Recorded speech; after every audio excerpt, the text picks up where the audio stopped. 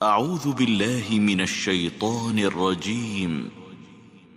بسم الله الرحمن الرحيم. الحمد لله رب العالمين الرحمن الرحيم مالك يوم الدين إياك نعبد وإياك نستعين اهدنا الصراط المستقيم صراط الذين أنعمت عليهم غير المغضوب عليهم ولا الضالين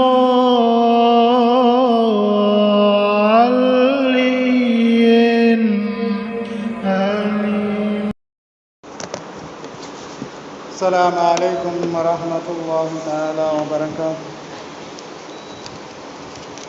أعوذ بالله من الشيطان الرجيم. بسم الله الرحمن الرحيم. الحمد لله رب العالمين. اللهم صل على سيدنا محمد عدد ما في علم الله صلاة دائمة بدوام ملك الله. الله حي الله نادر الله حي الله حاضر. أما بعد، وقد قال الله تعالى في القرآن العليم: وأيوب إذ نادى ربه أني مسني الضر وأنت أرحم الراحمين. وقال رسول الله صلى الله عليه وسلم: ما عمل آدمي عملا أنجى له من العذاب من ذكر الله تعالى. صدق الله العلي العليم. அளவற்ற அருளாளனும் நிகரற்ற அன்புடையோனுமாகிய அல்லாஹுவின் திருநாமத்தால் ஆரம்பிக்கின்றேன். அருமையானவர்களே, நாமெல்லாம் புனிதமான தினம் ஜும்மாவுடைய தினத்திலே அல்லாஹுடைய கட்டளையை நிறைவு செய்வதற்காக வேண்டி அல்லாஹுடைய ஆலயத்திலே ஒன்று கூடியிருக்கின்றோம். அல்லாஹு தஆலா கபூல் செய்வானாக. ஆமீன். அருமையானவர்களே, இந்த உலகத்தை அல்லாஹ் படைத்து அதில் எண்ணற்ற ஜீவராசிகளை படைத்து அதில் மனித சமுதாயத்தை சிறந்த சமுதாயமாக அல்லாஹ் படைத்திருக்கின்றான். குறிப்பாக பெருமானார் ரசூலுல்லாஹி ஸல்லல்லாஹு அலைஹி வஸல்லம் அன்னவர்களுடைய உம்மத்தாக இருக்கக்கூடிய நம்மவர்களை எல்லா சமுதாயத்தினவர்களை விட சிறந்ததாக அல்லாஹு தஆலா ஆக்கியிருக்கின்றான். அப்படி படைக்கப்பட்டிருக்கக்கூடிய மனிதர்களாகிய நாம் அல்லாஹுடைய அடியார்களாக இந்த உலகத்திலே வாழ வேண்டும் என்ற அடிப்படையில் தான் அல்லாஹு தஆலா நபிமார்களை அனுப்பி வேதங்களை கொடுத்து அதன் பிரகாரம் நீங்கள் வாழ வேண்டும் என்பதை அல்லாஹ் நமக்கு கற்றுத்தந்தான். மூமின்களாக அல்லாஹுடைய அந்த ஈமான்தாரிகளாக எந்த அடியார்கள் எல்லாம் இந்த உலகத்திலே வாழுகின்றார்களோ அவர்களுக்கு அல்லாஹ் தஆலா இந்த உலகத்தை ஒரு சிறைச்சாலையாக ஆக்கி தந்திருக்கிறான் என்பதாக நபிகள் பெருமானார் ரசூலுல்லாஹி ஸல்லல்லாஹு அலைஹி வஸல்லம் என்பவர்கள் சொல்லித் தந்தார்கள். இந்த உலகத்தில் படைக்கப்பட்டு இதில் இருக்கக்கூடிய நியமத்துக்கள் அருட்கொடைகள் நாம் கொடுக்கப்பட்டு அதிலே சந்தோஷமாக திளைத்து வாழ்ந்து கொண்டிருந்தாலும் அல்லாஹ்வுடைய பொருத்தத்தை பெற வேண்டும். அதே சமயம் இந்த உலகத்திலே சோதனைக்கு உட்பட்டு நம் வாழ்க்கையிலே இன்னல்களையும் துன்பங்களையும் அனுபவித்து கொண்டு இந்த உலக வாழ்க்கையை கடத்தினாலும் அல்லாஹுடைய அடியார்களாக வாழ வேண்டும் என்பதுதான் அல்லாஹுடைய லட்சியமாக அல்லாஹுடைய ஆசையாக இருக்கின்றது. அல்லாஹ் தஆலா இந்த உலகத்திலே நியாமத்துக்களை தந்திருக்கிறான் என்று சொன்னால் அந்த நியாமத்துக்களை தந்த அந்த ரப்புல் ஆலமீனை நினைத்து நாம் நன்றி செலுத்தக்கூடிய அடியார்களாக இருக்க வேண்டும் என்பதை அல்லாஹ் குர்ஆன் ஷரீஃபிலே பேசுகின்றான். ஆக சிறைச்சாலையிலே இருக்கக்கூடிய இந்த வாழ்க்கை சோதனைக்கு உரிய வாழ்க்கை. நாம் சோதிக்கப்படுவோம். இந்த உலகத்திலே இந்த துனியாவிலே நம்ம சந்தோஷமாக மகிழ்ச்சியிலே திகழ்த்து இருந்தாலும் நாம் சோதிக்கப்படுவோம். அது எல்லா வகையிலும் நாம் சோதிக்கப்படுவோம் என்பதை நாம் புரிந்து கொள்ள வேண்டும். சில அடியார்களை அல்லாஹ் தஆலா பொருளாதாரத்தை கொடுத்து சோதிக்கின்றான். சில அடியார்களுக்கு பொருளாதாரத்தை இல்லாமலாக்கி சோதிக்கின்றான். சில அடியார்களுக்கு உடல் ஆரோக்கியத்தை கொடுத்து சோதிக்கின்றான்.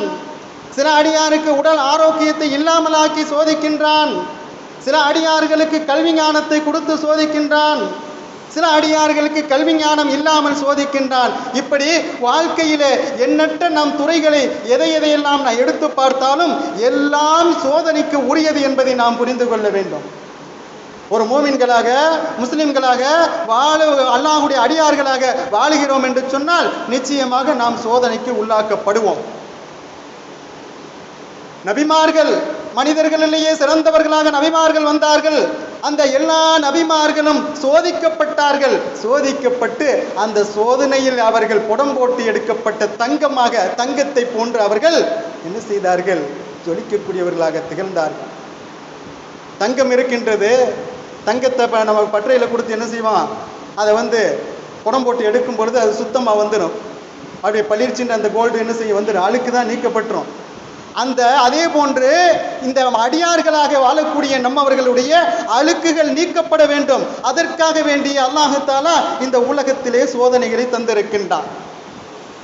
அதிலே இந்த சோதனைக்கு உட்பட்டு நாம் வாழும் பொழுது அந்த சோதனைகளை பொறுத்து கொண்டு பொறுமையாளர்களாக அல்லாஹ்வுக்கு நன்றி செலுத்தக்கூடிய அடியார்களாக திகழ வேண்டும். சோதனை வந்துருச்சு, புலம்பக்கூடாது, நாம் புலம்பிக்கிட்டு தவிக்கக்கூடாது, அல்லாஹுக்கு என்ன மட்டும்தான் தெரியுமான்னு அல்லாஹ்வை ஏசக்கூடாது. இப்படிப்பட்ட சூழல்கள் எல்லாம் நமக்கு ஏற்படக்கூடாது. ஒரு ஈமான்தாரிக்கு, ஒரு மூமினுக்கு ஏற்படக்கூடாது. சோதனை வந்தால் அல்லாஹ் எனக்கு இந்த சோதனையை தந்திருக்கின்றான், இதற்கு பிறகு ஏதாவது ஒரு நலவை வைத்திருப்பான். அந்த சோதனையை பொறுத்து கொண்டு யா அல்லாஹ் இதிலிருந்து எனக்கு நலவை தாய் என்று பிரார்த்தனை செய்யக்கூடிய அடியார்களாக இருக்க வேண்டும் என்பதை தான் நம் மார்க்கம் நமக்கு கற்றுத்தருகின்றது. நபிமார்கள் சோதிக்கப்பட்டார்கள். அய்யூப் அலைஹிஸ்ஸலாத்து வஸ்ஸலாம் அன்னவர்கள் பொறுமையின் சிகரமாக திகழ்ந்தார்கள். அழகுடைய சிகரமாக யூசுப் அலைஹிஸ்ஸலாத்து வஸ்ஸலாம் அன்னவர்கள் எப்படி போற்றப்படுகின்றார்களோ அதே போன்று அய்யூப் அலைஹிஸ்ஸலாத்து வஸ்ஸலாம் அன்னவர்கள் பொறுமையின் சிகரமாக அவர்கள் போற்றப்படக்கூடியவர்களாக, கியாமத்துடைய நாள் வரைக்கும் பேசப்படக்கூடியவர்களாக அல்லாஹ் தஆலா குர்ஆன் ஷரீஃபிலே சொல்லித் தருகின்றார். ஆக அருமையானவர்களே, ஹஸரத் அய்யூப் அலைஹிஸ்ஸலாத்து வஸ்ஸலாம் அன்னவர்கள் மிகப்பெரிய ஒரு செல்வந்தராக வாழ்ந்தார்கள். அல்லாஹ் அவர்களுக்கு பொருள் செல்வத்தை கொடுத்திருந்தான். அல்லாஹ் அவர்களுக்கு பிள்ளைகள் செல்வத்தை கொடுத்திருந்தான். அல்லாஹ் அவர்களுக்கு கால்நடை அந்த மிருகங்களுடைய அந்த வசதிகளை அல்லாஹ் ஏற்படுத்தி கொடுத்திருந்தான். இப்படி எல்லா அந்த தொழில் துறைகளிலும் அவர்கள் உயர்ந்தவர்களாக திகழ்ந்தார்கள். ஒரு செல்வந்தராக வாழ்ந்தார்கள். அதிகப்படியான விவசாயம் அவர்களிடத்தில் இருந்தது. அதிகப்படியான பிள்ளைகள் அவர்களிடத்தில் இருந்தார்கள். அதிகப்படியான கால்நடைகள் அவர்களிடத்தில் இருந்தது. இப்படி சந்தோஷத்திலே திளைத்து கொண்டு அல்லாஹ்வுக்கு நன்றி செலுத்தக்கூடிய அடியாராக ஹஸரத் அய்யூப் அலைஹிஸ்ஸலாத்து வஸ்ஸலாம் அவர்கள் வாழ்ந்து கொண்டிருந்தார்கள். அல்லாஹ்விடத்தில் சைத்தான் என்ன செய்திருந்தான்? சபதம் எடுத்திருந்தான். ஹஸரத் ஆதம் அலைஹிஸ்ஸலாத்து வஸ்ஸலாம் அன்னவர்களை அவன் உலகத்துக்கு திசை திருப்பி விட்டான். அப்பொழுது ஒரு சபதம் எடுத்திருந்தான் அல்லாஹ்விடத்தில், நான் உன்னுடைய அடியார்களை வழி தவற செய்வேன், வழி கெடுப்பேன் என்று சொல்லி அல்லாஹ்விடத்தில் சபதம் எடுத்தவனாக சைத்தான் வந்தான். அந்த சைத்தானிடம் அல்லாஹ் சொல்லித் தருகின்றான், என்னுடைய மூமின்களை நீ வழி கெடுக்க முடியாது, என்னுடைய அடியார்களை வழி தவற செய்ய முடியாது என்று சொல்லி அல்லாஹ் சொல்லுகின்றான். சைத்தான் என்ன செய்கின்றான்? சில அடியார்களை வழிகெடுத்து விட்டு நான் இவர்களை எல்லாம் வழிகெடுத்து விட்டேன் என்று சொல்லி அல்லாஹ்விடத்தில் பேசும் பொழுது அல்லாஹ் சொல்லித் தருகின்றான், என்னுடைய அடியார் அய்யூப் அலைஹிஸ்ஸலாத்து வஸ்ஸலாம் இருக்கின்றார், என்னுடைய அடியார் அய்யூப் இருக்கின்றார், அவரை உன்னால் வழிகெடுக்க முடியாது, வழி தவற செய்ய முடியாது என்று சொல்லி அல்லாஹ் சொல்லுகின்றான். யாரிடம்? சைத்தானிடம். அப்ப சைத்தான் கேட்கிறான், யா அல்லாஹ், அவர் மிகப்பெரிய செல்வந்தராக உலகத்திலே வாழ்ந்து கொண்டிருக்கிறார், அதன் காரணத்தால் அவர் அந்த செல்வத்திலே அவர்கள் திளைத்திருந்தாலும் உனக்கு நன்றி செலுத்தக்கூடிய அடியாராக வாழ்ந்து கொண்டிருக்கிறார். ஆனால் அவரை நான் வழி கெடுக்கின்றேன், ஆனால் எனக்கு ஒரு அவகாசம் கொடு, ஒரு அவகாசத்தை தா அப்படின்னு அல்லாஹ்விடத்தில் சைத்தான் கேட்கின்றான். என்ன அவகாசம், என்ன கேட்கின்றான் என்று கேட்கும் பொழுது அவருடைய பொருளாதாரத்துடைய அந்த இதுகளை எல்லாம் ஆற்றல்களை எல்லாம் என்கிட்ட கொடு, அந்த பொருளாதாரத்தின் மூலியமாக அவரை என்ன செய்யணும், நான் வழி கெடுக்கணும் என்று சொல்லி அதனுடைய அந்த ஆட்சி அதிகாரம் அந்த பொறுப்பெல்லாம் எனக்கு தாய் என்று கேட்கும் பொழுது அல்லாஹ் என்ன செய்கின்றான், அந்த பொறுப்பை நான் உனக்கு தந்துட்டேன் என்று சொல்லி சைத்தானுக்கு ஒப்படைக்கின்றான். அல்லாஹ் ஒப்படைத்து விட்டு சொல்லுகின்றான், என்னுடைய அடியாரை நீ கெடுக்க முடியாது. அப்பொழுது என்ன செய்கின்றான், சைத்தான் வருகின்றான். சைத்தான் வந்து பார்க்கின்றான், அய்யூப் அலைஹிஸ்ஸலாத்து வஸ்ஸலாம் அன்னவர்களுடைய நிலங்கள் விவசாயங்கள் எதுவெல்லாம் இருக்கின்றதோ அதுவெல்லாம் ஒரே நாளிலே தீப்பற்றி எரிந்து அழிந்து விடுகின்றது. அடுத்த நாள் அவர்கள் பார்க்கின்றார்கள், அங்கே சைத்தான் என்ன செய்கின்றான், அய்யூப் நபியிடம் அங்கே செல்லுகின்றான். அந்த விவசாயத்தை பராமரித்து கொண்டிருந்த அந்த வேலையாளை போன்ற உருவத்திலே சைத்தான் சென்று, ஓ முதலாளியே, நம்மளுடைய விவசாயம் எல்லாம் அழிந்து விட்டது என்று அவன் அழும் குரலிலே அவன் சொல்லுகின்றான். சொல்லும் பொழுது அய்யூப் அலைஹிஸ்ஸலாத்து வஸ்ஸலாம் அவர்கள் என்ன சொல்லுகின்றார்கள், அந்த விவசாயம் அழிந்த அந்த இடத்திலே நீ இல்லாமல் இருந்தாயே, அதில் இருந்திருந்தால் நீனும் அழிந்திருப்பாயே, ஓடு சைத்தான் அஊது பில்லாஹி மினஷ் ஷைத்தானிர் ரஜீம் என்று சொல்லி அய்யூப் அலைஹிஸ்ஸலாத்து வஸ்ஸலாம் அவர்கள் அந்த சைத்தானை துரத்துகின்றார்கள். இப்படியாக அவன் சூழ்ச்சி செய்து அய்யூப் அலைஹிஸ்ஸலாத்து வஸ்ஸலாம் அன்னவர்களுடைய அந்த கால்நடைகளை இல்லாமல் அழித்தான். அய்யூப் அலைஹிஸ்ஸலாத்து வஸ்ஸலாம் அன்னவர்களுடைய அந்த நிலங்களை அந்த விவசாயங்களை இல்லாமல் ஆக்கினான். கடைசியாக அய்யூப் அலைஹிஸ்ஸலாத்து வஸ்ஸலாம் அன்னவர்களுடைய குழந்தைகள் இருந்தார்கள், குடும்பத்தார்கள் இருந்தார்கள். எல்லாரையும் ஒட்டுமொத்தமாக அந்த சைத்தான் என்ன செய்தான், கட்டடங்களை இடிமானத்துக்கு ஆக்கி எல்லா அந்த உறவினர்களையும் அழித்தான். எல்லாரும் மரணம் அடைந்தார்கள். கடைசியாக அய்யூப் அலைஹிஸ்ஸலாத்து வஸ்ஸலாம் அன்னவர்களும் அவர்களுடைய துணைவியார் ரஹ்மா அம்மையார் அவர்களும் இருக்கின்றார்கள். அவர்களுடைய பிள்ளைகள் எல்லாம் என்ன செய்து விட்டார்கள், இறந்து விட்டார்கள். அவர்களுடைய குடும்பத்தார்கள் எல்லாம் இறந்து விட்டார்கள். பொருளிலே அல்லாஹ் சோதித்தான், உயிரிலே அல்லாஹ் சோதித்தான். எல்லாவற்றிலும் அவர்கள் என்ன செய்தார்கள், அல்லாஹுக்கு நன்றி செலுத்தக்கூடிய அடியாராகவே இருந்து கொண்டிருந்தார்கள். கடைசியாக என்ன செய்தான், எந்த சூழ்ச்சியிலும் அய்யூப் அலைஹிஸ்ஸலாத்து வஸ்ஸலாம் அன்னவர்கள் என்ன செய்யவில்லை, அகப்படவில்லை. கடைசியாக இறுதியாக என்ன செய்கின்றான், அவர்களுடைய உடல் முழுவதும் நோயை ஏற்படுத்துகின்றான். உடல் முழுவதும் அது ஒரு அம்மை நோய் என்று குறிப்பிடப்படுகின்றது.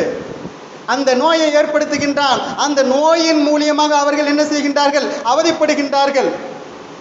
எந்த அளவுக்கு என்று சொன்னால் அந்த ஊர்வாசிகள் எல்லாம் அவர்களை ஊரை விட்டு துரத்தி விட்டார்கள். அந்த அளவுக்கு அந்த கொடூரமாக அந்த நோய்க்கு அவர்கள் ஆளாக்கப்பட்டார்கள்.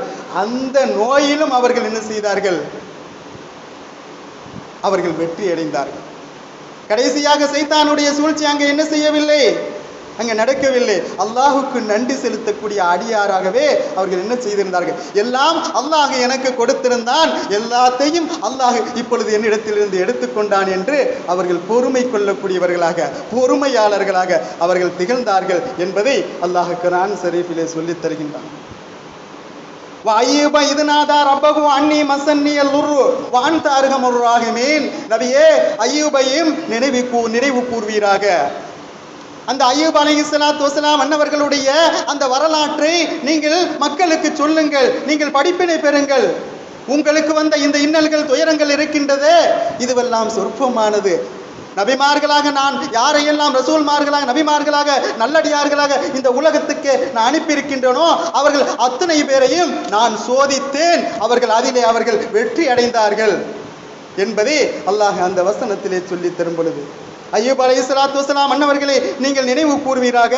அவர் தன் இரட்சகனிடம், நிச்சயமாக துன்பம் என்னை பீடித்து கொண்டது, இந்த துன்பங்கள் எல்லாம் என்னை பீடித்து கொண்டது, யா அல்லாஹ், நீயோ கிருபையாளர்களிலெல்லாம் மிக கிருபையாளனாக இருக்கின்றாய் என்று பிரார்த்தனை செய்யக்கூடியவர்களாக ஹஜ்ரத் அய்யூப் அலைஹிஸ்ஸலாத்து வஸ்ஸலாம் அன்னவர்கள் திகழ்ந்தார்கள். அதற்கு பிறகு அல்லாஹ் தஆலா என்ன செய்தான், எதையெல்லாம் அவர்களிடத்தில் இருந்து எடுத்துக்கொண்டானோ அது எல்லாவற்றையும் திருப்பி கொடுத்தான் என்று அந்த ஆயத்துடைய அந்த குர்ஆனுடைய முஃபஸ்ஸிரீன்கள் நமக்கு சொல்லித் தருகின்றார்கள்.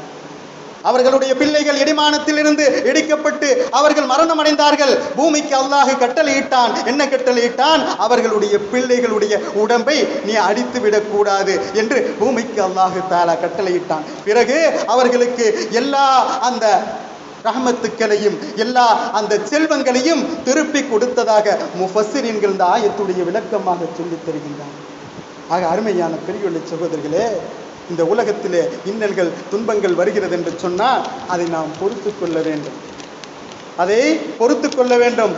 அறிஞர் பெருமக்கள் நமக்கு சொல்லித் தரும் பொழுது பொறுமை என்பதை 3 விதமாக நமக்கு சொல்லித் தருகின்றார்கள். பொறுமை, நாம் இபாதத்திலே நாம் பொறுமைசாலிகளாக இருக்க வேண்டும். அடுத்தது, பாவம் செய்யாமல் இருப்பதில் நாம் பொறுமையாளர்களாக இருக்க வேண்டும். அடுத்ததாக, கலாக்கதிரை நம்பி வாழக்கூடிய விஷயங்களிலே நாம் பொறுமையாளர்களாக இருக்க வேண்டும் என்று சொல்லி அறிஞர்கள் பெருமக்கள் இந்த 3 விஷயங்களை சொல்லித் தருகின்றார்கள். இபாதத்து செய்கின்றோம் என்று சொன்னால், இன்றைக்கு தொழுகையிலே நாம் தொழுகின்றோம், அந்த தொழுகை எப்படி இருக்க வேண்டும் என்று சொன்னால், ருக்குவில் இருக்கிறோமா, அந்த ருக்குவில் இருந்து அந்த தஸ்பீகை ஓதும்போது நிம்மதி பெற வேண்டும்.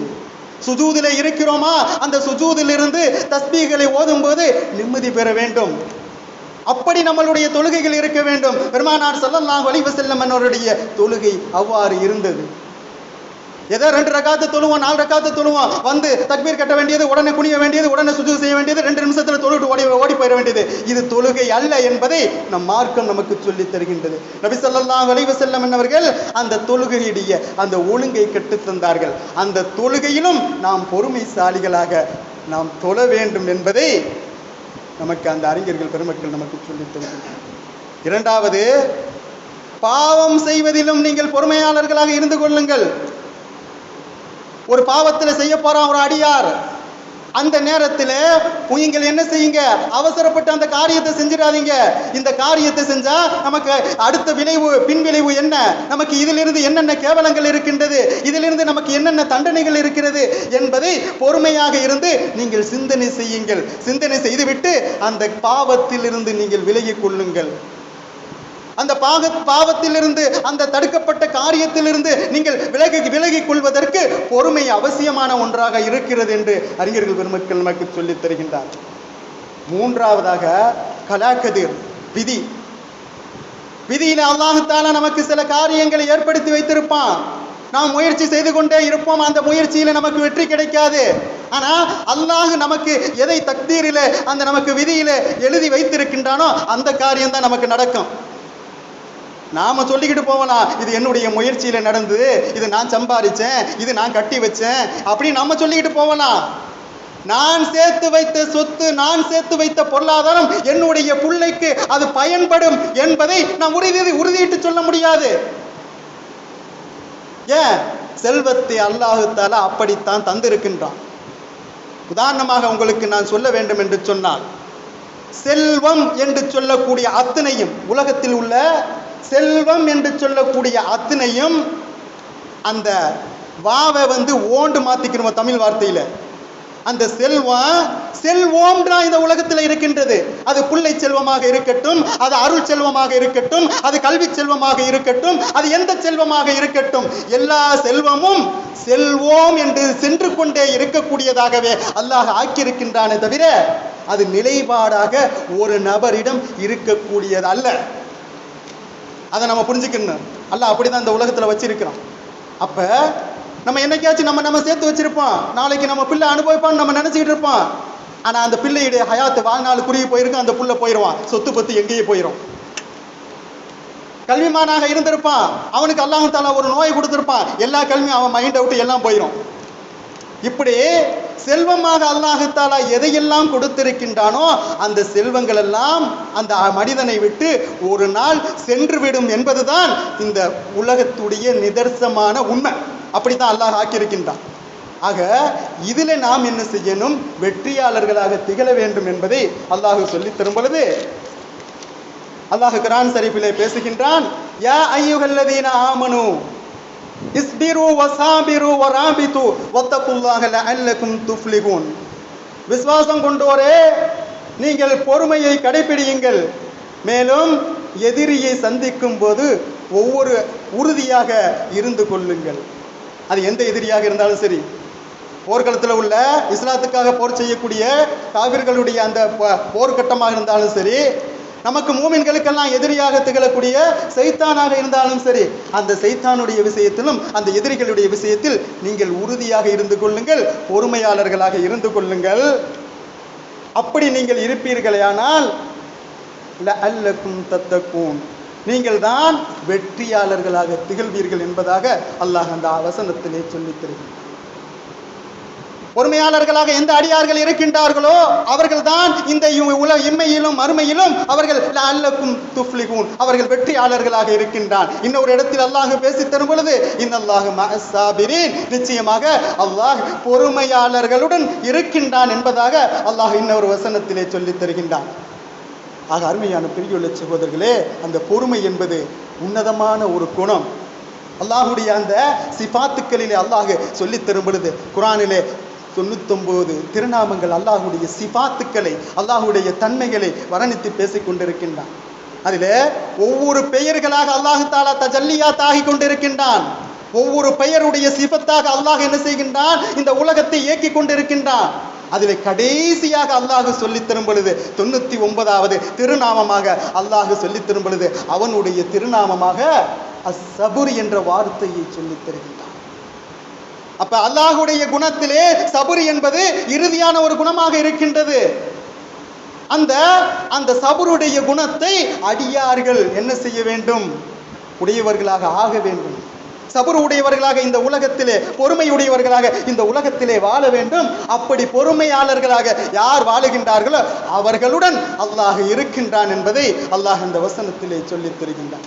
ஆக அருமையான பிரியுள்ள சகோதரர்களே, அல்லாஹு தாலா எல்லா சோதனைகளிலும் பொறுத்து அவனுடைய பொருத்தத்தை பெற்ற பொறுமையாளர்களுடைய கூட்டத்திலே அல்லாஹு தாலா நாம் அனைவர்களையும் சேர்த்து அருள்பாலிப்பானாக.